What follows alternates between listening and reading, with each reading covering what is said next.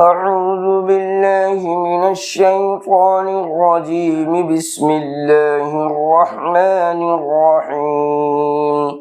آمن الرسول بما أنزل إليه من ربه والمؤمنون كل آمن بالله وملائكته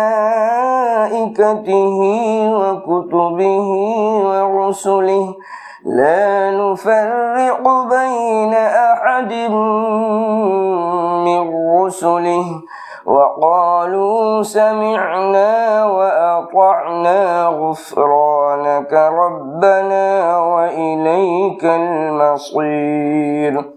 لا يكلف الله نفسا إلا وسعها لها ما كسبت وعليها ما اكتسبت ربنا لا تؤاخذنا إن نسينا أو أخطأنا ربنا ولا تحمل علينا إصرا كما حملته